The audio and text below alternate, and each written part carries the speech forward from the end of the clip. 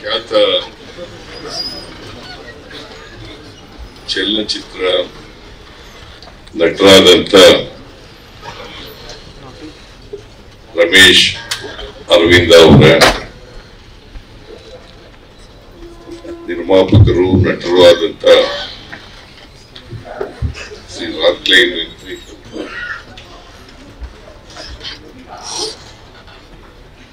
ನಿರ್ದೇಶಕರು ಲಂಕೇಶ್ ಪತ್ರಿಕೆಯ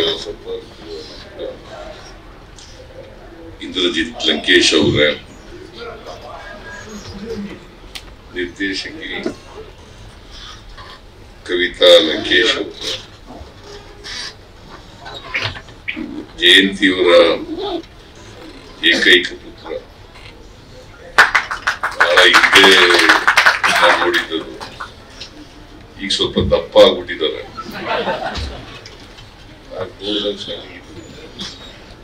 ಜಯಂತಿಯವರು ಬದುಕಿದ್ರು ಆಗ ನೋಡಿದ್ದೆ ನಾನು. ಶ್ರೀ ಕೃಷ್ಣಕುಮಾರ್ ಅವರ ಹಿರಿಯ ಪತ್ರಕರ್ತರು ಆತ್ಮೀಯರಾದಂತಹ ಸಮೀವುಲ್ಲಾ ಅವರ ಈ ಪುಸ್ತಕದ ಕರ್ತರು ಲೇಖಕ ಹಿರಿಯ ಪತ್ರಕರ್ತರಾದಂತ ಸದಾಶಿವ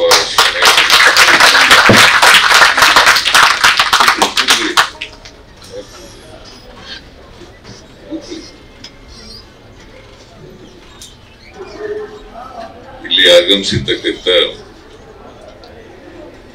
ಎಲ್ಲ ಸೋದರ ಸೋದರಿಯರೇ, ಮಾಧ್ಯಮದ ಗೆಳೆಯರೇ,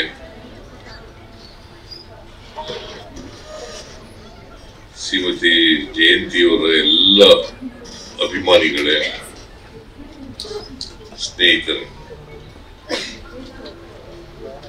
ಕೆ ಸದಾಶಿವ ಶೆಣೈಯವರು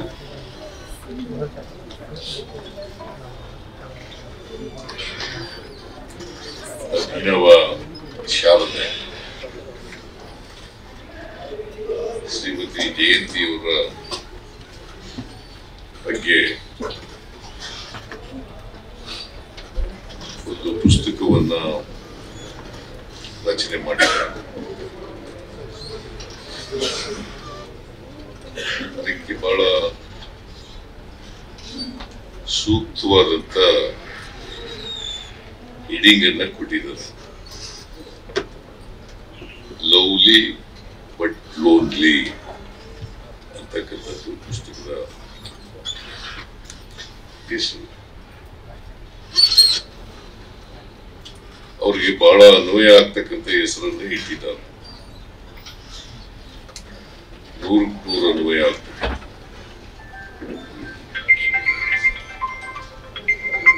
ಸದಾಶಿವ ಶೆಣೈಯವರು ಪತ್ರಕರ್ತರಾಗಿ ಬಹಳ ವರ್ಷಗಳಿಂದ ಪರಿಚಯ ಇರ್ತದೆ.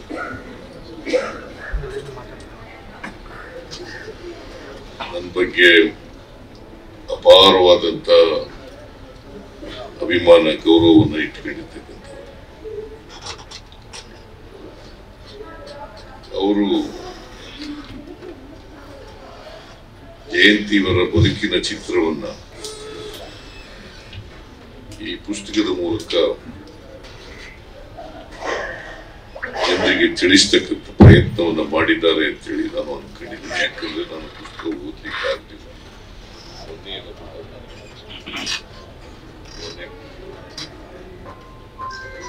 ಅದು ಓದ್ಬೋದಾಗಿತ್ತು, ಓದಕ್ಕಾಗ್ಲಿಲ್ಲ.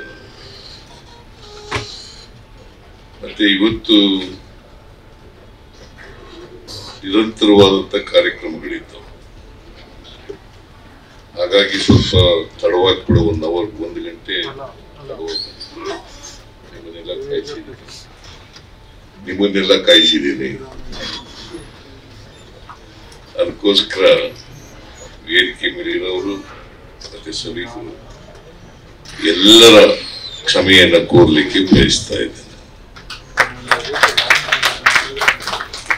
ನನಗೆ ಶೆಣೈಯವರು ಜಯಂತಿ ಅವ್ರ ಬಗ್ಗೆ ಒಂದು ಪುಸ್ತಕ ಬರೆದಿದ್ದೀನಿ. ಅದನ್ನ ಬಿಡುಗಡೆ ಮಾಡಬೇಕು, ನೀವೇ ಬರಬೇಕು ಅಂತ ಹೇಳಿ ಹೇಳಿದ್ರು. ಜಯಂತಿಯವರು ಮೇಲೆ ಒಂದು ಪುಸ್ತಕ ಬರೆದ ಮೇಲೆ ಅದನ್ನ ಬರ್ಲಿಕ್ಕೆ ಆಗಲ್ಲ ಅಂತ ಹೇಳಲಿಕ್ಕೆ ಸಾಧ್ಯನೇ ಇಲ್ಲ. ಹಾಗಾಗಿ ನಾವು ಪುಸ್ತಕ ಬಿಡುಗಡೆ ಮಾಡಲಿಕ್ಕೆ ಹೋಗ್ತೇವೆ. ಆದ್ರೆ ಪುಸ್ತಕ ಓದ್ಕೊಂಡಿದ್ರೆ ಚೆನ್ನಾಗಿರ್ತಿತ್ತು ಮಾತಾಡ್ಲಿಕ್ಕೆ.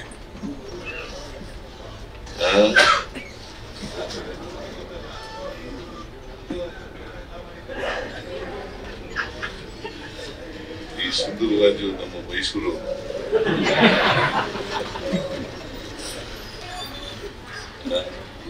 ಗೋವಿಂದು ಮೈಸೂರು ಅವನ್ನೇ.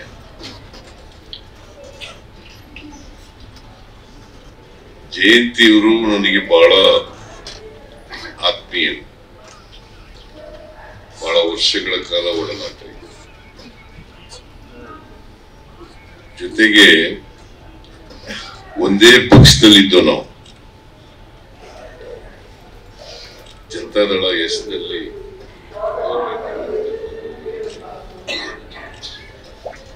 ಅವರನ್ನ ಒಂದ್ಸಾರಿ ಚಿಕ್ಕಬಳ್ಳಾಪುರದ ಲೋಕಸಭೆಗೂ ಕೂಡ ಸ್ಪರ್ಧೆ ಮಾಡಿಸಿದ್ರು.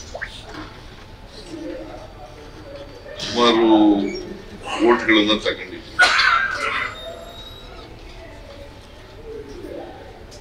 ನನ್ನನ್ನು ಯಾವಾಗಲೂ ಕೂಡ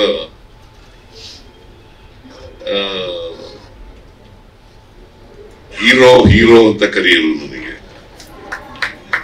ನಾನು ಹೀರೋ ಅಲ್ಲ, ಯಾವುದು ಹೀರೋ ಅಂತ ಕರೆಯೋದು. ಜಯಂತಿಯವರ ನನ್ನ ಮೇಲಿದ್ದಂತ ಪ್ರೀತಿಯಿಂದ ತರ ಕರೀತಾ ಇದ್ದೆ.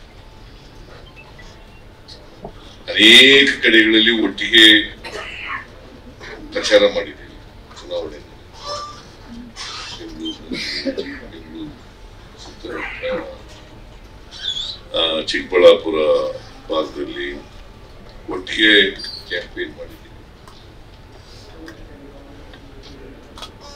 ಜೊತೆಗೆ ಒಟ್ಟಿಗೆ ಒಂದೇ ಪಕ್ಷದಲ್ಲಿ ಇದ್ದದರಿಂದ ಒಂದೇ ರಾಜಕೀಯ ಅಭಿಪ್ರಾಯ ಕೂಡ ಇತ್ತು. ಹಾಗಾಗಿ ಅವರು ನನ್ನನ್ನ ಬಹಳ ಅಭಿಮಾನದಿಂದ ಕಾಣ್ತಾ ಇದ್ರು, ಪ್ರೀತಿಯಿಂದ ಕಾಣ್ತಾ ಇದ್ರು. ಎಲ್ಲಕ್ಕಿಂತ ಮುಖ್ಯವಾಗಿ ಜಯಂತಿಯವರಿಗೆ ಮನುಷ್ಯತ್ವ ಇತ್ತು. ಬಹಳ ಮುಖ್ಯವಾಗಿ ಮನುಷ್ಯತ್ವ ಇತ್ತು. ಎಲ್ಲರೂ ಕೂಡ ಸ್ನೇಹದಿಂದ ಮಾತಾಡಿಸ್ತಕ್ಕಂಥ ಪ್ರವೃತ್ತಿಯನ್ನ ಬೆಳೆಸಿದ್ರು.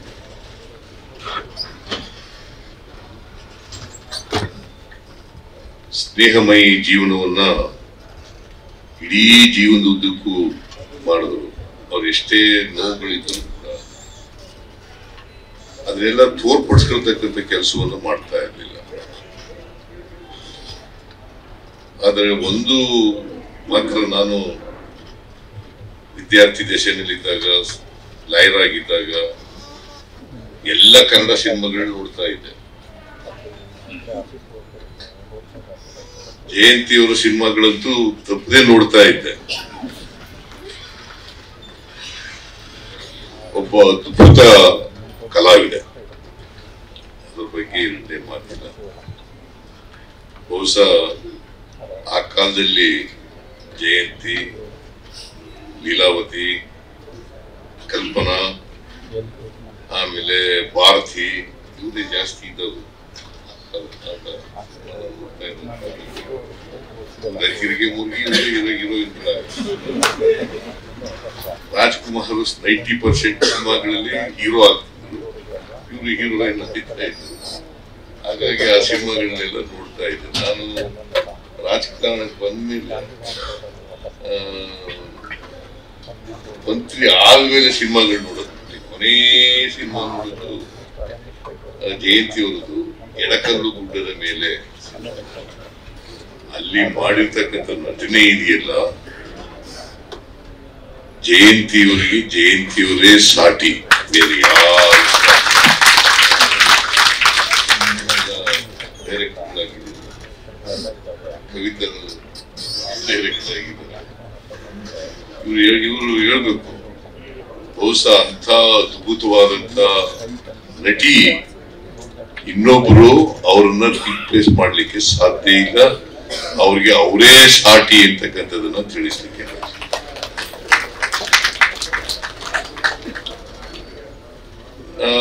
ನನ್ನ ಅವರ ಸಂಬಂಧ ಬಹಳ ಆತ್ಮೀಯವಾಗಿದೆ. ಅನೇಕ ಸಾರಿ ಅವರ ಜೀವನದ ವಿಚಾರಗಳನ್ನೆಲ್ಲ ಹೇಳ್ಕೊಳ್ಳೋದು, ನಮ್ಮ ರಾಜಕೀಯದ ವಿಚಾರಗಳನ್ನು ಕೂಡ ಮಾತಾಡೋದು. ಸೊ ಒಂದೇ ನಮ್ಮ ರಾಜಕೀಯದ ವಿಚಾರಗಳು ಒಂದೇ ತರ ಇತ್ತು. ಹಾಗಾಗಿ ಜಯಂತಿಯವರು ಬರೀ ಕಲಾವಿದೆ ಆಗಿರ್ಲಿಲ್ಲ, ಅವಳು ಜೀವನವನ್ನ ಪ್ರೀತಿಸ್ತಕ್ಕಂಥ, ಸಮಾಜವನ್ನ ಪ್ರೀತಿಸ್ತಕ್ಕಂಥ ಒಂದು ವ್ಯಕ್ತಿತ್ವ ಇದ್ದಂತ, ಮಹಾ ಮನುಷ್ಯತ್ವ ಇದ್ದಂತ ನಟಿ ಅಂತಕ್ಕಂಥದ್ದನ್ನು ಈ ಸಂದರ್ಭದಲ್ಲಿ ನೆನಪಿಡಲಿಕ್ಕೆ ಬಯಸ್ತಾರೆ. ಈಗ ಮಾತನಾಡ್ತಾ ಹೇಳೋದು ಯಾರು, ಶೆಣೈ ಅವರು ಜಯಂತಿಯವರ ಹೆಸರಿನಲ್ಲಿ ಒಂದು ಪ್ರಶಸ್ತಿಯನ್ನ ಮಾಡಬೇಕು ಅಂತ ಬಹಳ ಜನ ಸಿನಿಮಾ ಕ್ಷೇತ್ರದವರು ಇದ್ದಾರೆ.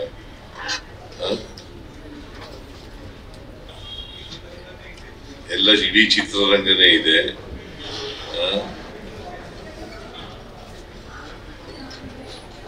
ನಾನು ಚಿತ್ರರಂಗಕ್ಕೆ ಬಾಕಿ ಅಲ್ಲ, ಆದ್ರೆ ಚಿತ್ರರಂಗವನ್ನ ಪ್ರೋತ್ಸಾಹಿಸ್ತಕ್ಕಂಥವ್ರು,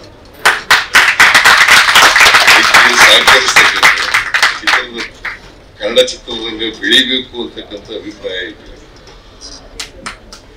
ಆ ಬದ್ಧತೆ ಇರ್ತಕ್ಕಂಥ. ಅದರಿಂದ ರಾಷ್ಟ್ರದ ಅನೇಕ ಭಾಷೆಗಳ ಚಿತ್ರಗಳಿದ್ದಾವಲ್ಲ, ಆ ಭಾಷೆಗಳ ಜೊತೆನಲ್ಲಿ ಕನ್ನಡ ಯಾವುದೇ ರೀತಿಯಲ್ಲಿ ಕಳಪೆ ಅಲ್ಲ. ಯಾಕಂದ್ರೆ ಕನ್ನಡ ಭಾಷೆಗೆ 2000 ವರ್ಷಗಳ ಇತಿಹಾಸ ಇರ್ತಕ್ಕಂಥ ಭಾಷೆ. ಅಂತ ಭಾಷೆಯ ಚಿತ್ರ ಇದೆಯಲ್ಲ, ಅಂತ ಭಾಷೆ ಇದೆಯಲ್ಲ, ಇಡೀ ದೇಶದಲ್ಲಿ ಆ ಭಾಷೆ ಪ್ರಜ್ವಲಿಸಬೇಕು ಅಂತಕ್ಕಂಥದ್ರಲ್ಲಿ, ಕನ್ನಡ ಚಿತ್ರರಂಗ ಬೆಳಿಬೇಕು ಅನ್ನೋದ್ರಲ್ಲಿ, ರಾಷ್ಟ್ರ ಮಟ್ಟದಲ್ಲಿ ಅದರ ಸ್ಥಾನವನ್ನ ಗಳಿಸ್ಕೊಳ್ಬೇಕು ಅಂತಕ್ಕಂಥದ್ರಲ್ಲಿ ಅದಕ್ಕೋಸ್ಕರನೇ ನಾನು ಕನ್ನಡ ಚಿತ್ರರಂಗಕ್ಕೆ ಸರ್ಕಾರದಲ್ಲಿರುವಾಗ ಅನೇಕ ಸಹಾಯಗಳನ್ನ ಮಾಡ್ತಕ್ಕಂಥ ಕೆಲಸವನ್ನು ಮಾಡಿದ್ದೀನಿ. ಅದು ಕರ್ತವ್ಯ ಕೂಡ. ಕನ್ನಡ ಚಿತ್ರಗಳಿಗೆ 100ಕ್ಕೆ 100 ತೆರಿಗೆ ವಿನಾಯಿತಿಯನ್ನ ಕೊಟ್ಟದ್ದು ನಾನು ಮುಖ್ಯಮಂತ್ರಿಯಾಗಿದ್ದೆ. ನಾನು ಹಣಕಾಸಿನ ಮಂತ್ರಿ ಲಂಕೇಶ್ ಈ ಲಂಕೇಶ್ ಗುರುಗಳಿದ್ದಾಗಿ ನಾವೆಲ್ಲ ಮೇಷ್ಟ್ರೆ ಸಾಯಂಕಾಲ ಚಾಮರಾಜಪೇಟೆ, ಹೌದು, ನನ್ನ ಹೆಂಡತಿನೂ ಕೂಡ ಅಲ್ಲಿ ಚಾಮರಾಜಪೇಟೆ. ನಾನು MLA ಆದ್ಮೇಲೆ ಯಾವಾಗಲೂ ಅವ್ರ ಆಫೀಸ್ಗೆ ಹೋಗ್ತೀವಿ ಸರ್. ಶನಿವಾರ ಭಾನುವಾರ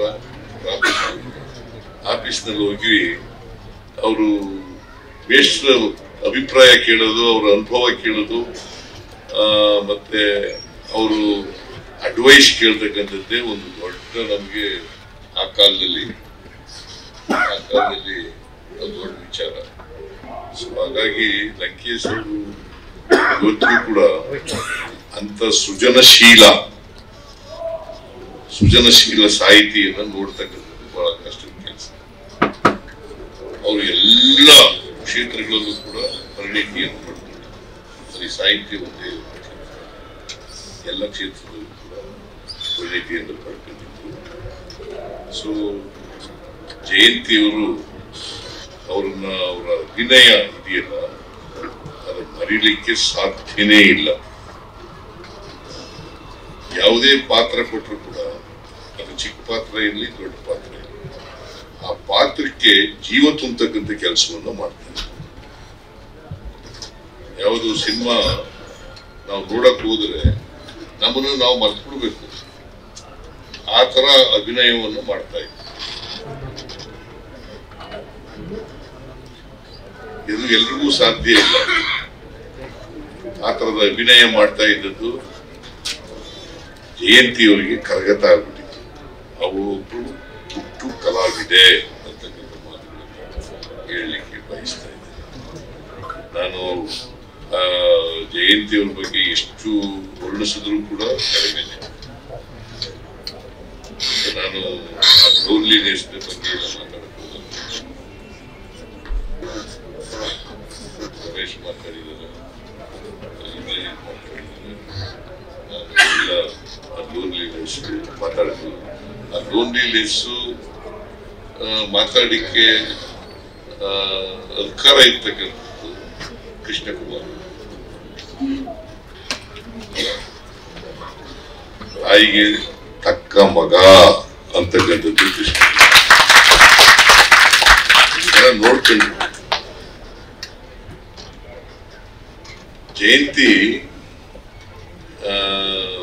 ನನಗಿಂತ ಸ್ವಲ್ಪ ದೊಡ್ಡವರು ಈಗ 80 ವರ್ಷ ಆಗಿದ್ದಲ್ಲ,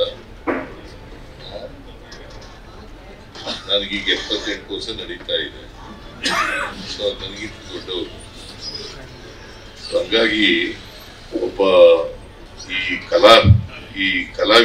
ಕಲಾವಿದರು ಇದಾರಲ್ಲ, ಆ ಎಮ್ಮೆಯಿಂದ ಕಲ್ತ್ಕೋಬೇಕು. ಹೇಗೆ ಬದುಕನ್ನ ಪ್ರೀತಿಸ್ಬೇಕು, ಇನ್ನೊಬ್ಬರ ಜೊತೆ ಹೇಗೆ ಬದುಕಬೇಕು ಅಂತಕ್ಕಂಥದ್ದು ಬಹಳ ಉತ್ತಮವಾದಂತ ಓದಿದ ಒಬ್ಬ ಹೆಣ್ಣು ಮಗಳು ಅಂತಕ್ಕಂಥದ್ದು ಮರಿಲಿಕ್ಕೆ ಸಾಧ್ಯ. ಸೊ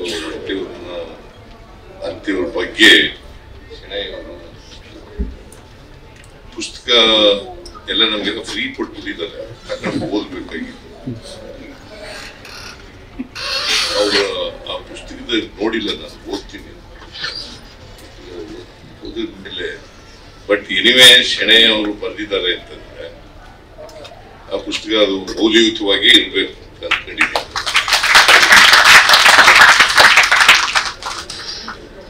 ಎಲ್ರೂ ಓದ್ಬೇಕು, ವಿಶೇಷವಾಗಿ ಯುವತಿಯರು ಓದ್ಬೇಕು. ಆ ಮನುಷ್ಯತ್ವ ಇತ್ತಲ್ಲ, ಸಮಾಜವನ್ನ ಪ್ರೀತಿಸ್ತಕ್ಕಂಥದ್ದು, ಬೇರೆಯವರನ್ನ ಪ್ರೀತಿಸ್ತಕ್ಕಂಥದ್ದು, ಯಾರನ್ನು ದ್ವೇಷಿಸ್ತದೆ, ಯಾರನ್ನು ಪ್ರತಿಯೊಬ್ರು ಕೂಡ ಅದೇ ಮಾಡಬೇಕಾಗಿರೋದು. ಆಕ್ಚುಲಿ ನಾವು ಸಮಾಜದಲ್ಲಿ ಯಾವ ಜಾತಿ, ಯಾವ ಧರ್ಮ, ಅವೆಲ್ಲ ಮುಖ್ಯವೇ ಇಲ್ಲ. ನಾವು ಆಕಸ್ಮಿಕ ಹೋಗ್ಬಿಡ್ತೀವಿ ಅಷ್ಟೇ. ಸಾಯೋದಂತೂ ಗ್ಯಾರಂಟಿ ಇಲ್ಲ, ಖಚಿತವಾಗಿ ಸಾಯ್ತೀವಿ ನಾವು. ಆ ಸಾವು ನಡುವ ಮಧ್ಯೆ ಇದೆಯಲ್ಲ ಬದುಕು, ಆ ಬದುಕನ್ನು ಸಾರ್ಥಕ ಮಾಡಬೇಕು.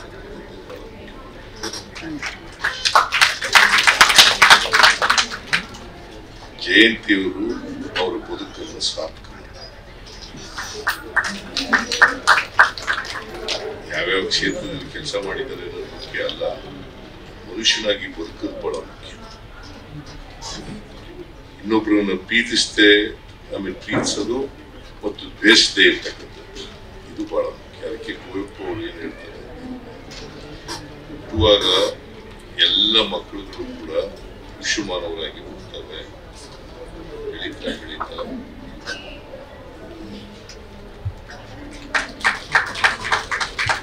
ನಾವೆಲ್ಲರೂ ಕೂಡ ವಿಶ್ವಮಾನವರಾಗಲಿಕ್ಕೆ ಪ್ರಯತ್ನ ಪಡಬೇಕು ಹೊರತು ಅಲ್ಪಮಾನವರಾಗಿ ಇರಬಾರದು.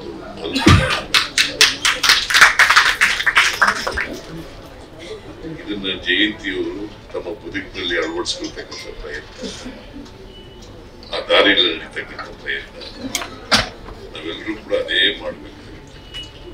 ಅದೇ ನಾವು ಸಮಾಜಕ್ಕೆ ತೀರಿಸ್ತಕ್ಕಂಥ ಋಣ ಅಂತೇಳಿ ನಾನು ಭಾವಿಸ್ತೇನೆ. ಸಮಾಜಕ್ಕೆ ನಾವು ತೀರಿಸ್ತಕ್ಕಂಥ, ಯಾಕಂದ್ರೆ ನಾವು ಈ ಕ್ಷೇತ್ರದಲ್ಲಿ ಅನೇಕ ಕ್ಷೇತ್ರದಲ್ಲಿ ನಾವು ಬದುಕಿಲ್ಲ, ಬರೀ ನಮ್ಮ ಶ್ರಮದಿಂದ ಬಂದಿಲ್ಲ, ಸಮಾಜದ ಋಣ ನಮ್ಮಿಲ್ಲ. ಆ ಸಮಾಜದ ಋಣ ತೀರಿಸ್ತಕ್ಕಂಥ ಕೆಲಸ ಮಾಡಬೇಕಾಗುತ್ತೆ. ಸೊ ಅದನ್ನ ಜಯಂತಿಯವರು ಮಾಡಿದ್ರು ಅಂತೇಳಿ ನಾನು ತೋರಿಸ್ತಿದ್ದು. ಅವರ ಪುಸ್ತಕ ಲವ್ಲಿ ಬಟ್ ಲೋನ್ಲಿ ಪುಸ್ತಕವನ್ನು ಅತ್ಯಂತ ಸಂತೋಷದಿಂದ ಬಿಡುಗಡೆ ಮಾಡಿದ್ದೇನೆ. ಈ ಪುಸ್ತಕವನ್ನು ಓದಿ ನೀವು ಕೂಡ ಇದರಿಂದ ಪ್ರೇರಿತರಾಗಿ ಬದುಕನ್ನ ಸಾರ್ಥಕ ಮಾಡ್ತಕ್ಕಂಥ ಪ್ರಯತ್ನವನ್ನ ಮಾಡಬೇಕು ಅಂತ ಹೇಳಿ ಹೇಳ್ತಾ ನನ್ನ ಮಾತುಗಳನ್ನು ಮುಗಿಸ್ತೇನೆ. ಪ್ರಶಸ್ತಿ ನೀವೆಲ್ಲ ಒಪ್ಪಿದ್ರೆ ಮಾಡೋಣ, ಸಿನಿಮಾದವರೆಲ್ಲ ಒಪ್ಪಿಕೊಂಡ್ರೆ ಜಯಂತಿ ಅವರ ಹೆಸರಿನಲ್ಲಿ ಒಂದು ಪ್ರಶಸ್ತಿಯನ್ನ ಆಗ್ಬೋದಾ?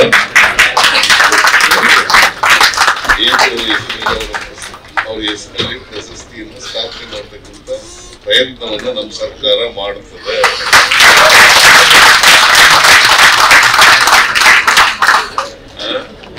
ಇದೇ ಘೋಷಣೆ ಅಲ್ವಾ?